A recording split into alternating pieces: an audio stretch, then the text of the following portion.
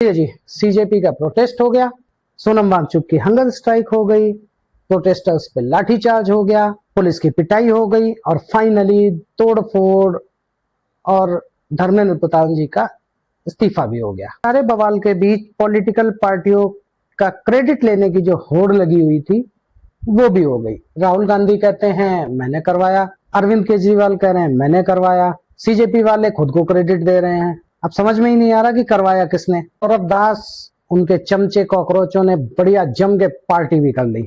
अब दिल्ली पुलिस ने तुम्हारे भाड़े के टट्टू जिन्हें तुम पत्थरबाजी के लिए लाए थे उन पे केस करना, उनको चिन्हित करना स्टार्ट कर दिया है।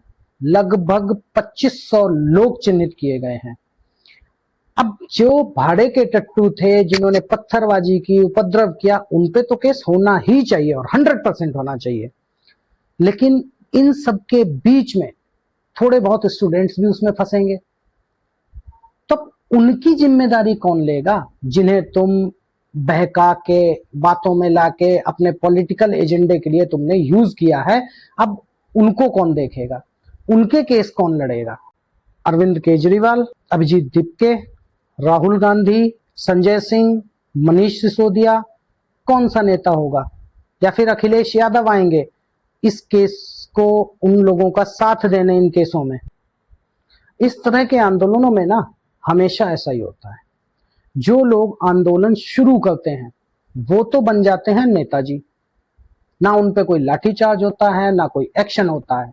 लेकिन जो बेचारे इनके बहकावे में आकर इनके प्रोटेस्ट में शामिल हो जाते हैं वो या तो जेल में सड़ते हैं आगे जाके, उनका ना कोई ख्याल रखने वाला होता है, वो एक तरह से गुमनाम हो जाते हैं। उनका पता ही नहीं लगता वो बेचारे कहां से आए थे, कहां चले गए, कितने केस लगे उन पे, क्या हुआ। अभिजीत दीपके से पूछना चाहूंगा कि आप अमेरिका से भारत स्टूडेंट्स के हक की बात करने आए थे, उनके लिए प्रोटेस्ट करने आए थे, तो आपने पंजाब में हरजोत सिंह या कर्नाटक के शिक्षा मंत्री उनका इस्तीफा क्यों नहीं मांगा?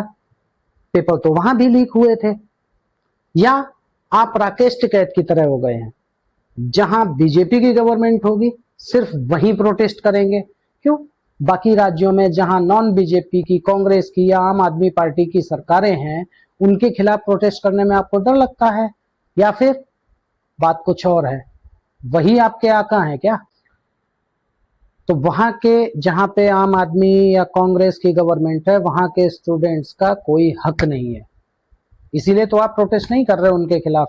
खैर, आप जैसे राजनीतिक पिट्ठुओं से और उम्मीद भी क्या की जा सकती है, क्योंकि उसके लिए आपको आपके मालिकों के खिलाफ जाना पड़ेगा और वो आपके बस की बात है नहीं। और इधर आपके जो मालिक लोग हैं जो आपके साथ जंतर मंतर पे स्टूडेंट्स के हक की बात कर रहे थे, वही मालिक लोग अब जब स्टूडेंट्स के हक में एंटी पेपर लीक बिल संसद में आया है तो आपके वही मालिक लोग अब उस बिल को पास नहीं होने दे रहे। वैसे दीप्के जी, आपके प्रोटेस्ट में जंतर मंतर पे ब्राह्मणवाद से आजादी की मांग हो रही थी। आपने क्या किया? आपने एक ब्राह्मण प्रहलाद जोशी को ही एजुकेशन मिनिस्टर बनवा दिया। सच तो यह है कि अभिजीत दीपके या सीजेपी, इन लोगों का मोटिव कभी भी स्टूडेंट्स के हक की लड़ाई थी ही नहीं। ये अरविंद केजरीवाल के राजनीतिक पिट्ठू हैं। इनका मोटिव एक्चुअल में देश में अराजकता फैलाना, इससे ज्यादा कुछ नहीं था। और वो मोटिव अभी तक पूरा नहीं हुआ इनका। ये अभी फिर से प्रोटेस्ट करने का प्लान करेंगे, कभी E20 पे, कभी जो इनके भाड़े के गुंडे जिन्होंने जंतर मंतर पे पत्थरबाजी की उनके केस वापस लेने के लिए, कभी ये नितिन गडकरी का इस्तीफा मांगेंगे, कभी अमित शाह का मांगेंगे और लास्ट में ये मोदी जी तक भी पहुंचेंगे। तो दीपके और कॉकरोचेस, आपके लिए एक सलाह है, पिछले प्रोटेस्ट में स्टूडेंट्स का फ्यूचर इन्वॉल्व था इसलिए आप बच गए। इस बार जंतर मंतर पे जाओ तो जरा सोच समझ के जाना, क्योंकि दिल्ली पुलिस इस बार रेडी बैठी है। आप जंतर मंतर पे गए तो पक्का पिछवाड़ा लाल करके भेजेगी।